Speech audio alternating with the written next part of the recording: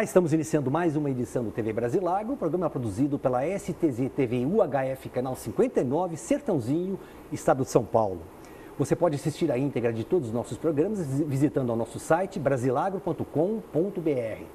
No mesmo site você se inscreve para receber todos os dias e gratuitamente ao Clipe em Brasilagro, com as notícias nacionais e internacionais das cadeias produtivas do agronegócio. Se você tiver alguma sugestão, converse conosco através do e-mail tv@brasilagro.com.br. No programa de hoje nós temos a satisfação e eu diria até a honra de termos de volta ao empresário Jairo Balbo, ele que é diretor do Grupo Balbo e é uma figura muito conhecida não apenas no meio sucroenergético, mas também no meio empresarial brasileiro, porque o Jairo sempre se prontificou e sempre atendeu muito bem a imprensa e tem um crédito muito grande com os jornalistas, porque ele é daqueles que não manda recado, ele mesmo dá o recado.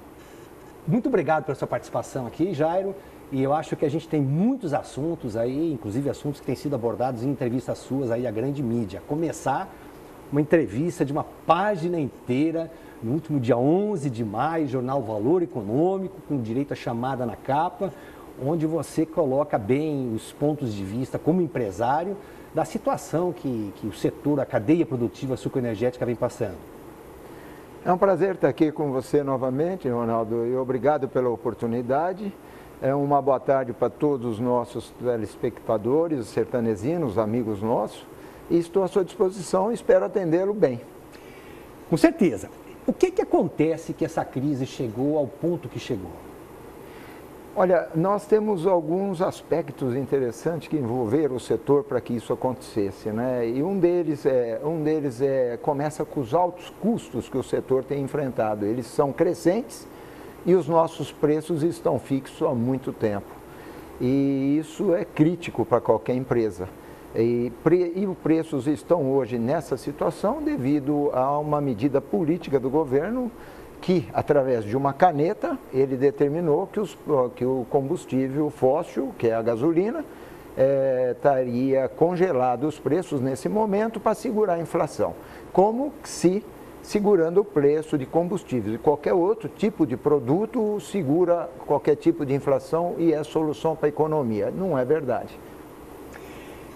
Eu recordo de uma entrevista sua ao jornal Gazeta Mercantil, que já nem circula mais, mas era à época o principal jornal de economia e de negócios do Brasil, onde você já reclamava da questão do preço pago pela bioeletricidade. E você, uma usina da família sua, a usina Santo Antônio, não foi Santo Antônio. São Francisco. São Francisco, foi a pioneira no processo de cogeração, um processo que foi desenvolvido, inclusive, tecnologia pelo então Centro o CTA, o Centro de Tecnologia da Copersucar, CTC, à época. Né? Hoje Canavieiros. Exatamente.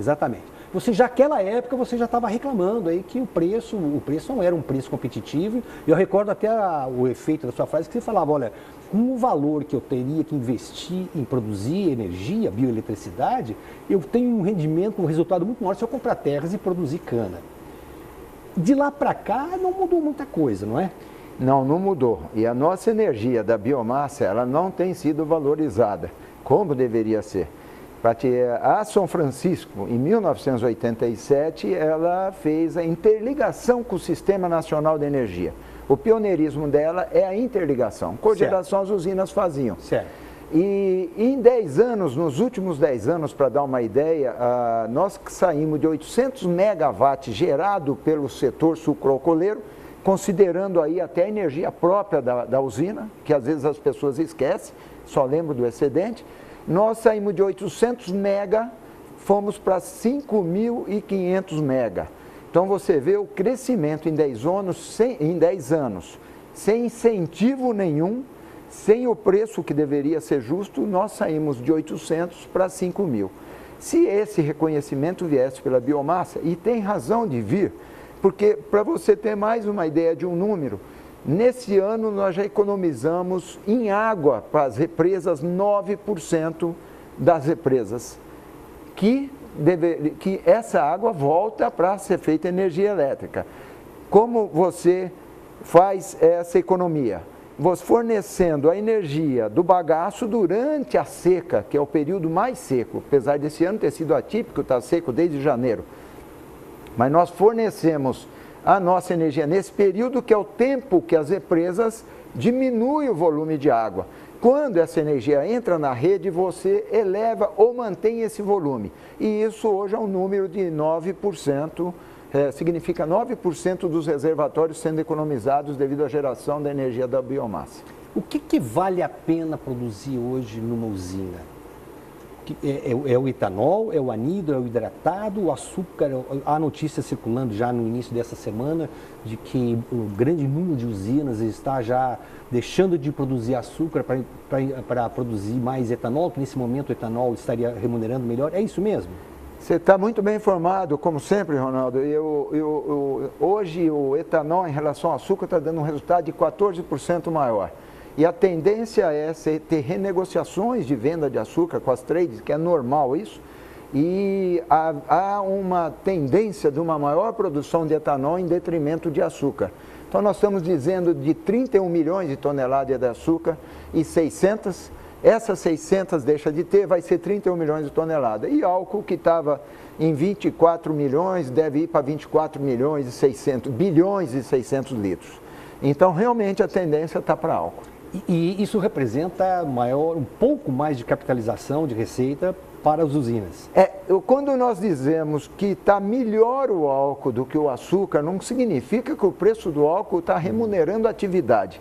É um detalhe só de estar melhor que o outro, mas os dois não estão remunerando a nossa atividade. Não está remunerando? Não remunera. Se você pegar os jornais, você vê os balanços das empresas, você só tem visto prejuízo. O que pode se esperar de um novo governo?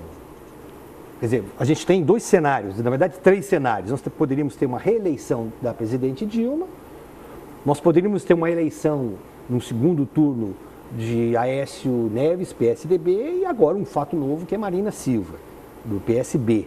O que você imagina que seria o ideal para o produtor? Em primeiro lugar, eu acho que o próximo presidente nosso e governo deveriam ter uma visão de estadista. Trabalhar para o país e não para um partido e não para uma eleição, mas trabalhar por um país. Então, se você tiver um governo desse tipo, com certeza ele vai olhar para o setor e ver que é um setor muito brasileiro, totalmente brasileiro. Você consegue aqui dentro de Sertãozinho uma usina de açúcar, chave na mão, a usina completa. Talvez não tenha, se eu colocar energia, apenas o gerador, certo? Mas fora disso nós teríamos. Então, se você olhar para o setor hoje, que ele gera 1 milhão de empregos e uma Petrobras gera 60 mil. Então, você vê que por aí nós vamos ver e vamos de encontro com a sustentabilidade. É uma energia limpa, o social, acabamos de falar, geração de emprego, e tem a parte econômica também que fica. Então, nosso triângulo economia, a sustentabilidade, economia, meio ambiente e social. Então, eu não acredito que tenha no mundo um produto hoje, nesse momento, com a qualidade do álcool, sem deixar de lembrar que o açúcar é a forma de energia mais barata para o ser humano que nós temos. Dificilmente nós viveríamos sem um açúcar. E você acha correto nós debitarmos apenas a questão de políticas públicas dessa crise? Eu acho que aí teve uma somatória. Um detalhe é estamos amarrados aí com o preço do combustível, isso é grave. O outro detalhe é nós termos a seca que nós estamos tendo, isso ninguém suporta, pode ter a tecnologia que for que você vai ter uma grande quebra. E outros detalhes, por exemplo, que tem é que nós podemos sim investir num motor a álcool como nunca se fez. Até hoje nós tivemos motores a gasolina transformado a álcool. Você pega o carro flex, é um motor a gasolina adaptado para gasolina e álcool. Então poderíamos também investir e ter um combustível hoje, não 30% amarrado na gasolina, mas 15%, 10%, 20%. E esse é outro ponto. E o outro ponto é investir em tecnologia. Se você pegar o nosso grupo e eu dissesse como nós estamos imaginando enfrentar os próximos anos, nós estamos verticalizando, nós estamos tirando, a cana tem um potencial muito grande. Ela é produtora de açúcar, álcool, os principais produtos. Mas você tem para explorar sucroquímica, alcoquímica. e você tem ainda o bagaço que você vai para fazer geração de energia, assim como fazer o álcool de segunda geração. E nós temos ainda um grande projeto, que é o projeto da Cana Verde, que é o Native, que é o projeto orgânico. Então, com a energia elétrica, projeto orgânico e outros projetos que nós estamos para implantar, nós já estamos conseguindo, no nosso faturamento, ter 30% do faturamento fora da commodity açúcar e álcool. Então, essa é uma forma de verticalizar a sua produção e escapar do vai e vem das commodities. Eu vou chamar um rápido intervalo e nós voltamos já já com o empresário Jairo Balbo.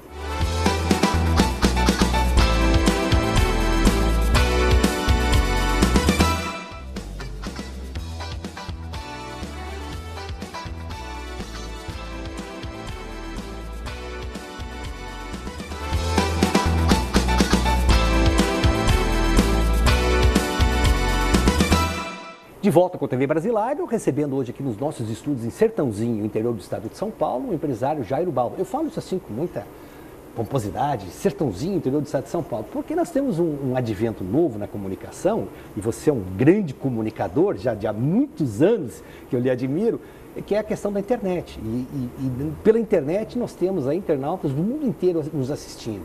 Então é uma coisa realmente interessante, a gente deixa sempre pontuado, Sertãozinho, interior do estado de São Paulo. Bacana. Uma outra questão, o empresariado do setor da cadeia produtiva sucroenergética, ele vem sendo questionado por alguns posicionamentos políticos que deveria ter tomado em determinado momento e não houve essa posição.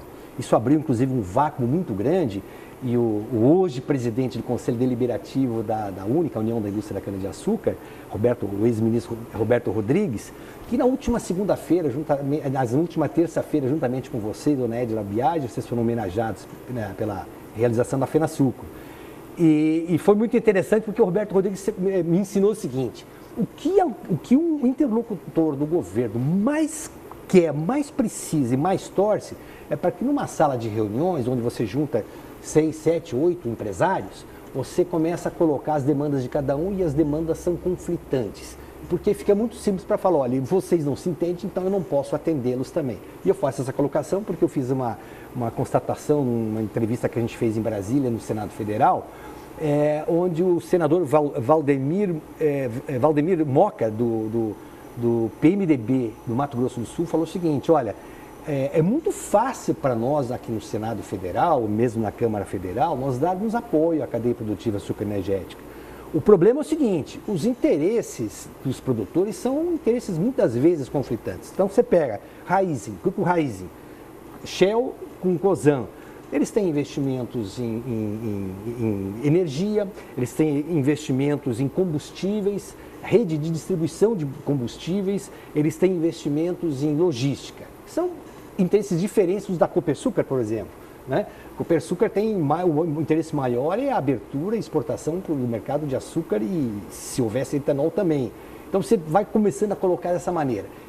Eu estou enfeitando um pouquinho a pergunta para falar exatamente isso. Essa questão de ser criativo numa hora de crise, ela parece ser fundamental. Quer dizer, isso que você acabou de colocar no último bloco. A busca de novos nichos de mercado. Sem dúvida nenhuma, ela é importante. Nós estamos num momento, na verdade, eu sinto uma grande transição em todos os aspectos, né? E a transição, você tem o bom e tem o ruim. Então, nós temos que tomar esse cuidado novamente. Nós temos um lado bastante apolítico, nós tínhamos, e que agora não tem mais jeito. Nós temos que assumir essa responsabilidade de fazer a política, mas a política saudável, a política daquilo que é bom para o seu país, daquilo que é bom para a sua região. E não tenho dúvida que tem que ser criativos, tanto é que hoje nós transformamos CTC em SA, exatamente para poder ter receita maior o CTC, para poder fazer investimentos à altura de um setor como o nosso sucroenergético. E é o que nós esperamos que isso aconteça em breve, grandes tecnologias chegando para ser implantadas e ajudando com que o setor cumpra com a obrigação dele nesse desenvolvimento. Vocês como empresários, vocês imaginavam que nós chegaríamos a uma crise do tamanho que está se mostrando essa crise agora? Não, desse tamanho não, porque todas as crises do setor, principalmente quem trabalha com commodity, Ronaldo, ela vem com sobra de produto. E essa é uma crise que está tendo uma quebra muito grande, que vai variar de 11% a 15%, no nosso ponto de vista, de matéria-prima. Nós não estamos tendo sobra de produto, não vai ter uma sobra de produto, mas não está tendo preço. Então é uma crise diferente. Eu, no meu tempo que eu estou profissionalmente trabalhando, nunca vi uma crise do tamanho dessa. Isso não significa que o nosso grupo não esteja otimista com o futuro, e esse futuro é 2015 já, e nós acreditamos que vai ter uma grande guinada aí e que nós vamos continuar usando os nossos produtos, que são tão bem-vindos, com certeza, para a sociedade. Já existiram, já houve inclusive presidente da Única defendendo que o governo saísse de qualquer tipo de gestão na questão da produção da cana no Brasil. E há outras vertentes que defendem que um setor de energia necessariamente precisa de políticas públicas.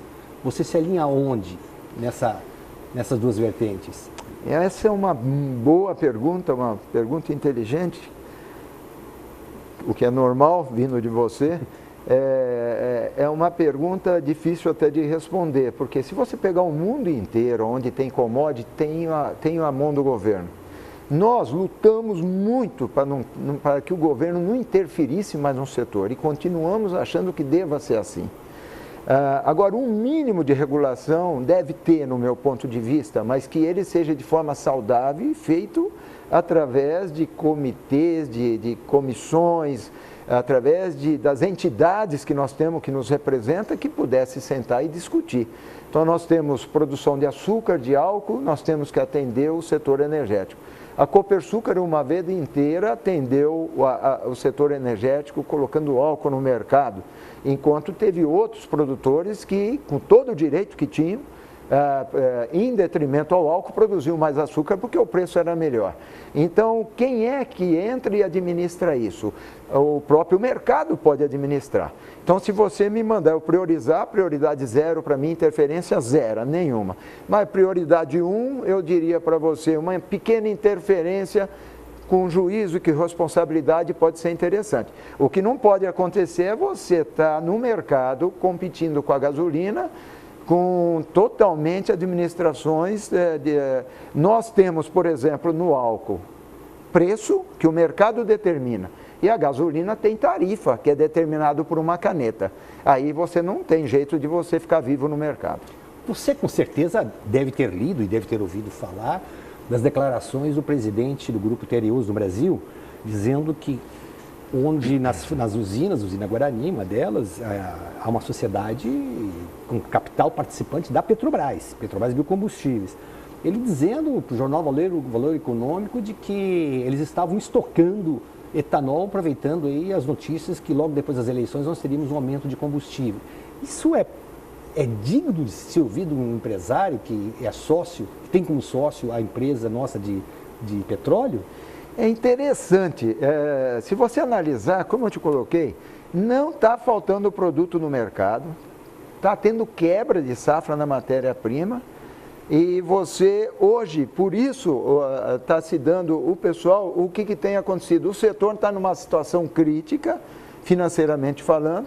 Quem está jogando o produto do mercado precisa trazer liquidez para dentro, ele precisa fazer dinheiro, e está fazendo dinheiro jogando o produto fora e vai quebrar. Então, dentro de um mercado, desde que ele seja livre, eu acho que as empresas, desde que dentro da ética, ela pode fazer aquilo que for melhor para ela. Agora, ela tem que saber que a toda ação cabe uma reação, o mercado vai ter uma reação. Então, hoje nós podemos estar nos melhores do mundo, não tendo um cumprimento ético empresarialmente falando, e amanhã ter o troco pelo próprio consumidor. Então, o consumidor tem isso na mão. A sua empresa, as empresas que você administra, a sua família administra, elas sempre tiveram duas questões absolutamente definidas e claras e visíveis. A questão da sustentabilidade ambiental, o que vocês fazem com açúcar orgânico, produtos orgânicos, que é uma coisa fantástica, né? Eu dizia ainda na manhã de hoje para um colega jornalista, eu não consigo imaginar nenhuma outra atividade mais sustentável do que a usina de vocês produzindo os produtos orgânicos, não queimando cana há muito tempo já, não usando agroquímicos há muito tempo já, e um passivo ambiental altamente favorável, né? E a segunda questão é a questão da ética. A ética que sempre foi uma marca também já do seu pai, dos seus tios, dos seus primos todos, do seu irmão. Isso sempre marcou muito claramente Balbo, né? É uma marca da família Balbo. E eu tenho muito orgulho de falar e de atestar e de confirmar isso. Mas nos tanques de combustível de vocês hoje tem algum etanol estocado lá para aproveitar o aumento de preço ou não? Primeiro, o que você diz de ética e estudo, eu sou muito grato ao meu pai, aos meus tios, pelo legado que eles nos deixaram de trabalho e ética. Perfeitos, longe de ser, procuramos sempre tender mas longe de ser perfeitos. E o pessoal, os nossos depósitos hoje, nós produzimos produto orgânico, açúcar, e produzimos o álcool neutro que vai todinho para a Natura. Nós temos um contrato com a Natura.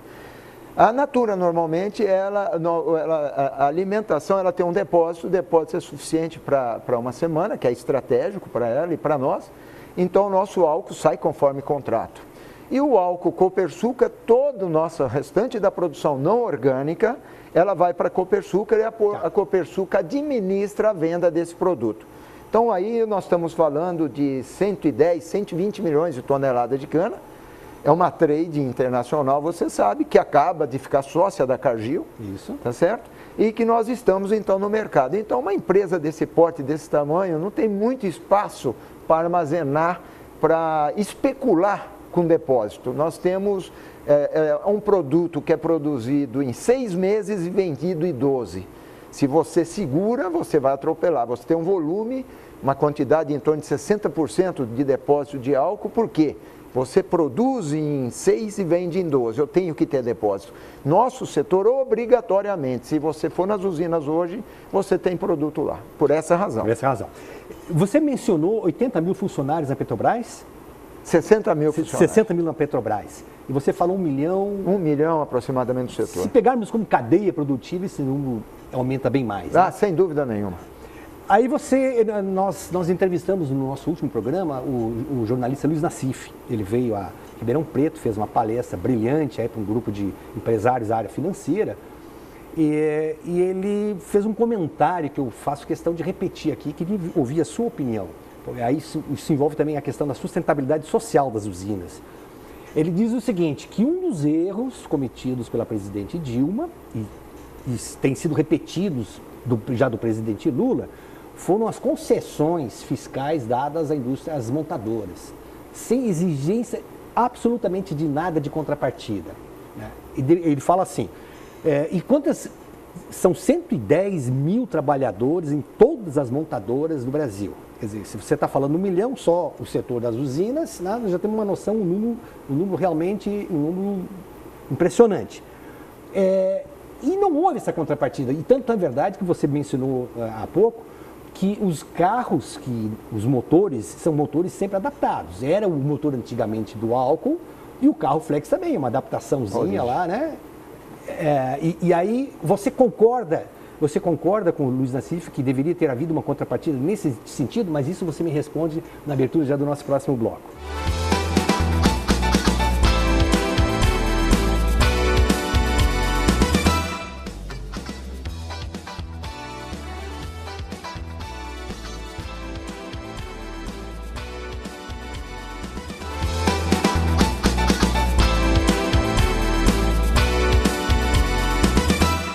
De volta com a TV Brasilago, recebendo dos nossos estudos em Sertãozinho, interior do estado de São Paulo, o empresário Jairo Balbo. Tá certo, Luiz Nassif, de dizer que os 110 mil trabalhadores que têm seus empregos garantidos na indústria automobilística e que são tão beneficiados pelo governo, com incentivos e tudo mais, ao passo que para o setor da agroenergia, biocombustíveis e bioeletricidade, nós não temos absolutamente nada de política pública que pudesse ajudar e que deveria haver uma contrapartida das indústrias para desenvolver o motor a álcool? Olha, está correto corretíssimo em colocar isso, porque você, quando está pensando no país, como um estadista, você pensa os benefícios que possa trazer. Então, se nós pegarmos hoje uma instituição, a Embrapa, é espetacular o que a Embrapa faz para o Brasil. Então, por que não investir junto com o setor, com o setor da iniciativa privada, investir no motor, com objetivos traçados para ser cumpridos e chegarmos no motor com 3, 4 anos. É lógico que essa evolução vai ser constante. Quando a Copersucar investiu no Fórmula 1, no carro Copersucar, o objetivo dela, principalmente na época, não era se pudesse ganhar as corridas, sim, mas o principal objetivo que peças que teriam sido feitas para aquele carro seriam usados no mercado, como aconteceu. Então, um amortecedor que não deu certo no Fórmula 1 foi aproveitado depois para as indústrias que fabricavam carro. Então, essa é a visão de desenvolvimento de tecnologia. Seria muito bem-vindo, como assim ele já faz e incentiva vários setores, como na informática. Você menciona a Copersucar, e eu recordo das tantas e várias interessantes conversas que eu tive com seu pai, o empresário Menezes Balbo, que falta que nos faz, né? Muito. Liderança hoje, aí com certeza a situação não ia estar do jeito que está aqui, não, né? Teria já dado uma volta aí para mudar muita coisa. E ele me respondeu uma vez a essa questão que eu perguntei para ele, quem é, na sua opinião, o maior líder que o setor já produziu? Ele, mas de bate-pronto, Jorge Volney Atala. Eu digo, mas, seu Menezes, ele é acusado de ter quebrado a Copersucar? Eu falei, quebrar, quebrou, acontece. De jeito simples, de linha de raciocínio, mas ele falou, mas um camarada que abriu o mercado do jeito que ele abriu e montou uma equipe de Fórmula 1, naquela época, é uma coisa que nós nunca mais tivemos coisa parecida, né? Como é que está posicionada a Copersucar hoje em termos globais? A Copersucar, ela tá em desenvolvimento impressionante, ela está num crescimento muito grande, está se consolidando, acabou de compor, fez uma sociedade 50-50 com a Cargill. O objetivo é trading, não entra nas indústrias, nós não entramos nas empresas deles, eles não entram do nosso lado aqui. E a Copersucar está num crescente muito forte, muito grande, com o objetivo, acabou de comprar uma empresa nos Estados Unidos também, que trabalha com álcool, Eco Energy. Então, nós uma distribuidora distribuidora, ela é uma trade no meio ali de álcool, né? Então, a Copersucar hoje ainda em desenvolvimento, por incrível que pareça, mas com nova direção em termos de direcionamento realmente, buscando o mercado aí e quem sabe um dia abrir o capital. Você acredita que a gente tem uma esperança de ter um espaço para o etanol brasileiro sendo exportado para países aí, vamos dizer, Estados Unidos mesmo, os países aí, Japão, Europa, ou esse mercado se fecha cada vez mais? A gente nota que nos Estados Unidos, nesse momento, exato momento, está tendo uma discussão muito grande lá internamente, quanto de álcool vai ser a mistura e quanto não vai, né? Como eles sentiram que num primeiro momento a mistura que tinha sido determinada, talvez o setor produtivo não atenderia, eles seguraram. Agora o setor produtivo está querendo que mantenha as regras que foram determinadas.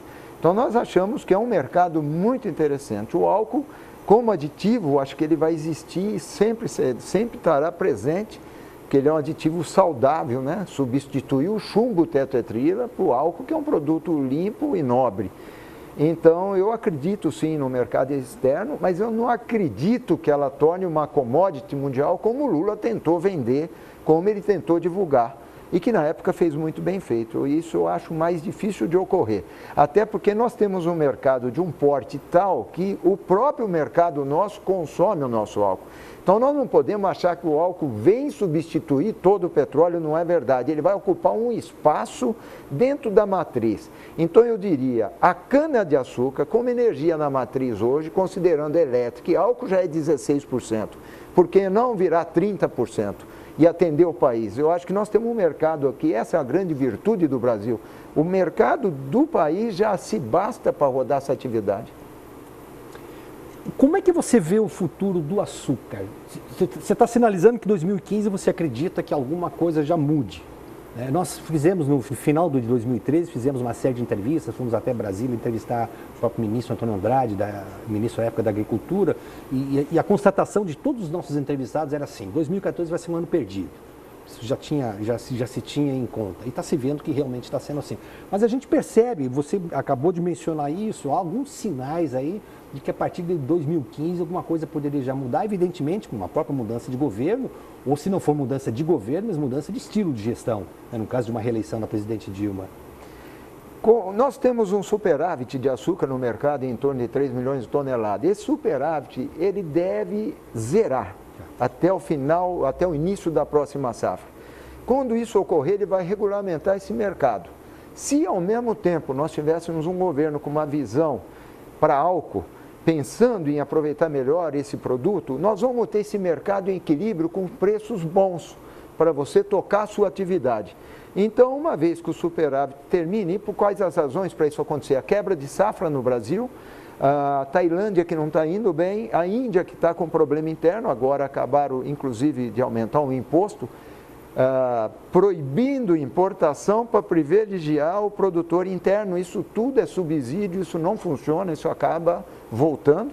Então nós esperamos que realmente zere o superávit e a partir do ano que vem álcool e açúcar entram num equilíbrio com preços que remunere a atividade pelo menos. Porque através da remuneração da atividade, através do lucro é que vem investimento. Através do investimento vem desenvolvimento. Desenvolvimento com educação, você tem distribuição de renda. É o que nós esperamos. Você sempre foi, eu falo aí pela sua família, vocês sempre foram defensores aí da boa harmonia econômica, social, ambiental, na questão que envolve o município também de Sertãozinho e os municípios vizinhos aqui. Lhe incomoda quando você pega um jornal ou vê na televisão uma notícia, ou que nem a própria notícia do Valor Econômico do último dia 11, onde você é mencionado, de que a indústria de bens de capital de Sertãozinho trabalha com uma ociosidade que chega a 60%, demissões, indústrias demitindo sem ter condições de pagar os seus encargos trabalhistas, dos seus trabalhadores, pagamentos de verbas rescisórias em 10 vezes. Isso não lhe traz um certo incômodo? Ronaldo, isso é como falar da minha casa, tá certo? Incomoda da mesma forma, porque quando a gente vê os nossos empresários, como o pessoal cresceu, se desenvolveu, a capacidade que eles têm para administrar os negócios. Quando você vê as empresas e o nível de tecnologia que elas adquiriram para a produção de equipamentos, e você vê que tudo isso, por uma medida, nesse momento, eu coloco para você bastante política, que é o preço da gasolina, mais algumas coisas que nós já comentamos, seca, etc., a gente fica horrorizado. Agora, como o nosso setor também em crise prejudica a cidade, nós, 1 hectare de terra com rendimento de 80 toneladas de cana por hectare, gera para a cidade $1.500. Então, nós geramos, num período, em torno de $45 milhões para a comunidade.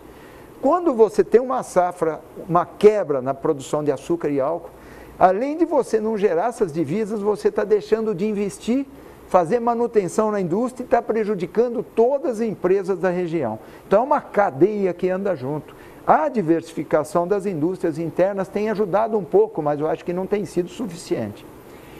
E, em consequência ainda, coitado do nosso prefeito, José Alberto Gimenez, que está a cada ano vendo 10% caindo a sua receita tributária, e o aumento de procura de serviços assistenciais sociais da prefeitura, cesta básica, postinho de saúde, que antigamente funcionário e seu familiar tinha uma carteirinha dos planos médicos, aí agora acaba caindo tudo para o poder público.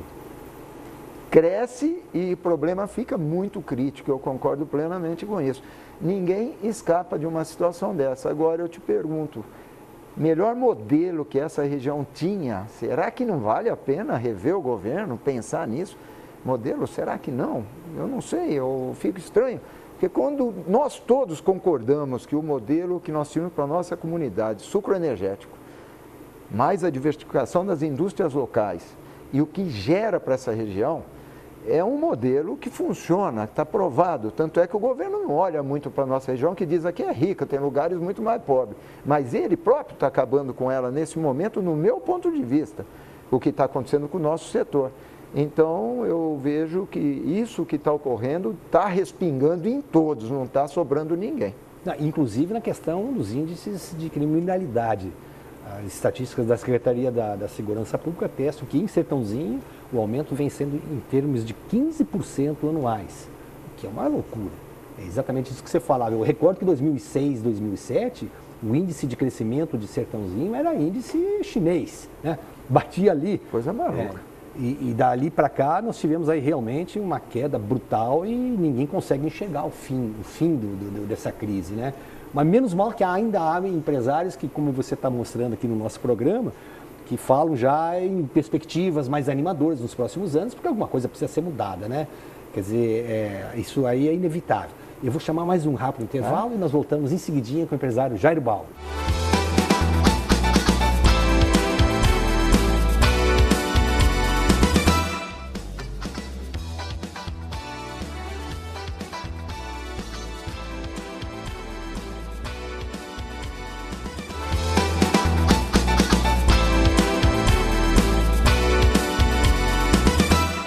De volta com a TV Brasilagro, recebendo hoje aqui nos nossos estúdios em Sertãozinho, o empresário Jairo Balbo. Jairo, você já foi convidado várias vezes para ingressar na vida político-partidária da nossa cidade, não é isso? Nunca lhe apeteceu o gosto pela política? Na verdade, eu já fui convidado, mas nunca tive uma pressão muito séria nisso. Nós tivemos uma história muito bonita aí, politicamente falando. Eu digo bonita porque politizou a cidade a participação do meu tio Alcides nas campanhas políticas, junto com o nosso ex-deputado, Dr. Trigo, que era um amigo, um grande amigo meu, Dr. Trigo. E naquela confusão toda, de vez em quando havia um excesso, mas esse excesso sempre foi superado. Eu acho que aquilo foi ótimo. O Sertãozinho hoje é diferente graças a essa politização, aquela forma de ver política e aquilo que a democracia proporcionou naquele momento. Então, eu sempre tenho comigo que eu tenho que estar disponível e à disposição da comunidade. Mas tem várias formas de estar. E uma das coisas muito ricas para mim, que eu prezo muito. Hoje eu venho em Sertãozinho, eu sou bem recebido em todos os lugares que eu vou. E a política me preocupa muito, que a gente sabe que entrou para a política, divide. Isso é uma coisa que preocupa, mas isso não é maior do que você estar à disposição da sociedade. Então, se um dia for preciso e tiver uma razão de ser, eu vou estar sempre querendo colaborar para que tudo corra bem para a nossa comunidade. O professor Vicente Golveto que fala, você não faz política partidária sem vítimas. É Nossa. bem isso que você está colocando, né? É verdade. Você pode granjear um grande número de amizades, mas também fica sempre um rastro de alguém que se sente abandonado no caminho. Você acha que a participação do nosso empresariado hoje, como cadeia produtiva sucroenergética, ela está à altura do setor? Do sucro energético? Não, vai levar muito tempo ainda. O nosso empresário era um empresário que nasceu do campo. Ele não é empresário que foi feito em Brasília. Nós sabemos que, pensando em Brasil, dentro do nosso setor, tem gente que não sai de Brasília. Mas nós, como meu pai dizia, ele falava assim, se eu for para Brasília todas as vezes que eu precisar, eu quero saber quem vai tocar a usina, porque eu vou precisar ficar lá. Então, ele acredita, na verdade, nas nossas instituições, elas têm que ser bem constituídas para isso.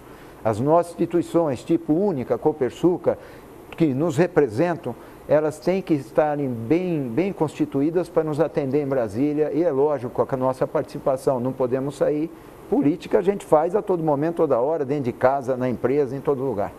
Outro dia nós estávamos conversando com o ex-ministro Roberto Rodrigues da Agricultura, na semana em que ele assumiu a presidência do Conselho Deliberativo da Única, a União da Indústria da Cana-de-Açúcar, e eu perguntei para ele assim, na presença de vários empresários, como é que você justifica?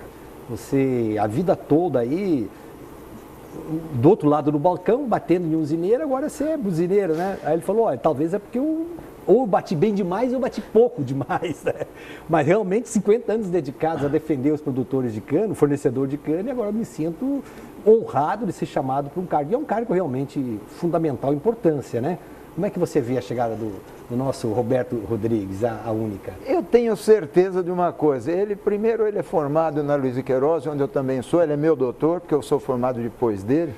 E o Dr. Roberto Rodrigues é um ícone para a gente. Ele é uma pessoa, ele teve no Ministério da Agricultura, teve um trabalho muito bem feito. Ele é um grande político, sabe navegar, é capaz, ele é de uma capacidade incrível. E eu tive no conselho por mais de 10 anos, com Secana, nunca, em momento nenhum, eu vi algo mal colocado ou que tenha havido alguma discussão que não tenha se encerrado de forma saudável e principalmente nunca vi nada que partisse do Dr. Roberto Rodrigues, por exemplo, que não caísse bem, que não somasse naquilo que estava se discutindo para uma boa solução. Ele é um conciliador nato. Ele é um conciliador nato, tanto é que ele está onde ele está. E o que ele tem de muito bom também é esse apego ao cooperativismo, não é? Sem dúvida, sem dúvida. Ele tem uma experiência muito grande, que seria um pecado e não está sendo aproveitado por nós nesse momento tão complicado e difícil. Como é que você vê o futuro do setor? Você atua como empresário há quantos anos no setor? Desde 79, 35, né? Tá. Pegou as duas grandes crises, a crise de 99... Peguei. Como essa, nenhuma. Essa nenhuma. Como essa, nenhuma. Já atravessamos seca, geada, como essa seca também nenhuma. Mas geada e tivemos vários problemas no setor, mas atravessamos e vamos atravessar isso. Se Deus quiser, esperamos a partir do ano que vem começar a dar essa guinada. Expandiram, montando a usina Uberaba. Montando a usina Uberaba, foi um crescimento, esse foi um crescimento na horizontal. Se nós tivermos crescimento a ser feito na horizontal, plantando cana, vai ser na região de Uberaba. É uma boa região para cana. É uma boa região para cana, com bons vizinhos também, como aqui. E então no futuro, nós temos duas linhas, né, com o nosso planejamento estratégico. Verticalizar com novos produtos e crescer na horizontal com cana, crescendo Uberaba. Quantos produtos... Sempre lembrando, isso está de acordo com nossos sócios, que é a Caldema, Sim. né? Quantos produtos tem hoje a marca Native já? A marca Native cresceu muito, ela tem mais de 20 produtos hoje, né? Então nós temos hoje chocolatado, cookies, água de coco. Então ela está crescendo e vai crescer muito mais. Eu acredito que num espaço pequeno de tempo isso deve duplicar. Quantos países importam produtos da marca Native? Mais de 70 países hoje já importam o produto. A marca vai começar a ser divulgada lá fora. Inicialmente nós temos um agente que trabalha com a gente lá fora. Hoje o que representa? Qual é o mix do mercado interno e mercado externo? O mercado externo, eu diria para você, hoje ainda em torno de 70% das vendas, em termos de açúcar. Em termos de achocolatado, de sucos, etc., eu diria que externo ainda é pequeno. O maior país comprador de açúcar orgânico, qual é que é? A Europa compra, Estados Unidos compra muito e está num crescimento incrível essa área orgânica, né? Cresce 20%, 15% a 20% ao ano. O pessoal está muito preocupado com comida saudável. Nós vendemos bem na Ásia, então pega a Ásia, Europa... Europa e Estados Unidos é para onde está indo mais o produto, né?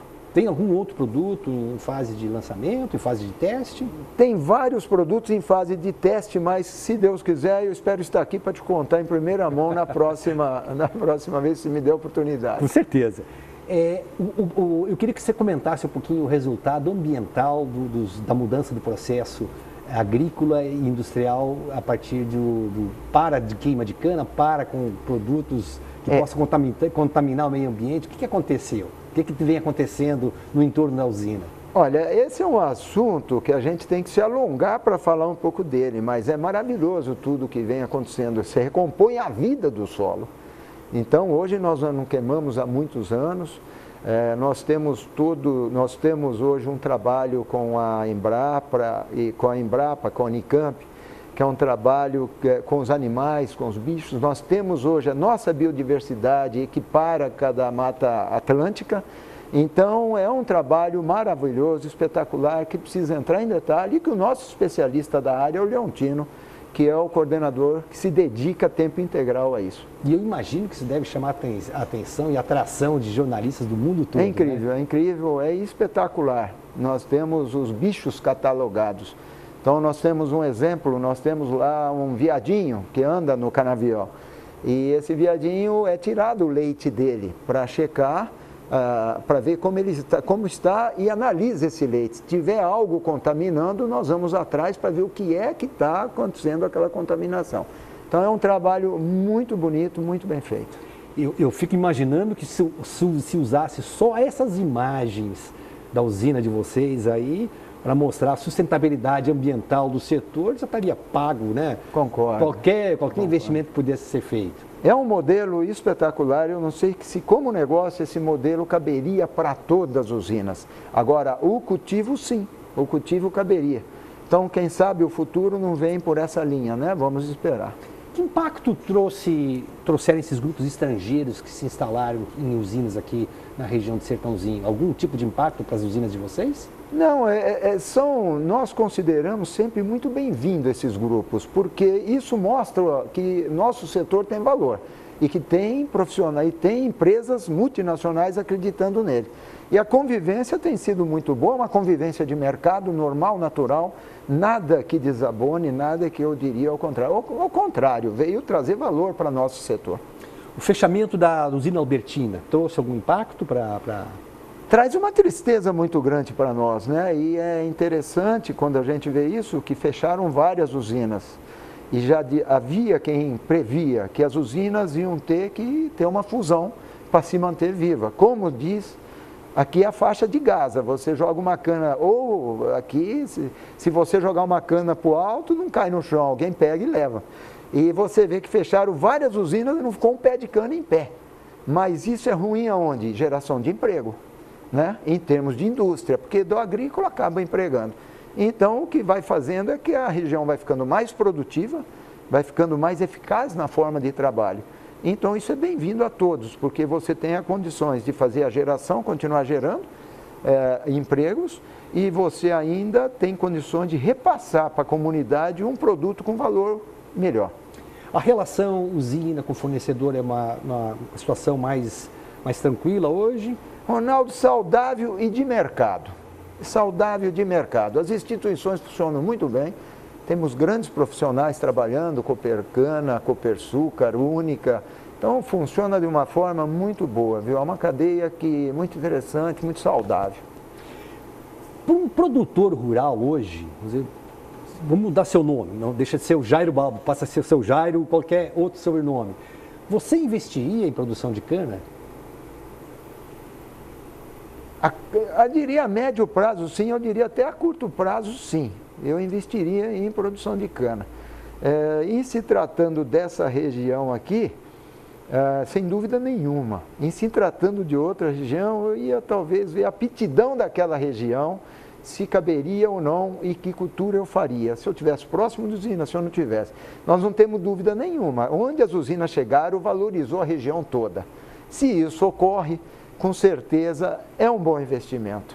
Vide o que ocorre em Uberaba, na região. Verdade. Jairo, muito obrigado pela sua participação. Fica desde já aberto o convite para que você volte mais vezes aqui, para que a gente possa se atualizar e principalmente esses projetos inovadores que vocês vêm fazendo nas usinas do grupo. Eu que agradeço esse carinho que você sempre tem pela gente e estou sempre à sua disposição quando você precisar. Muito obrigado a todos.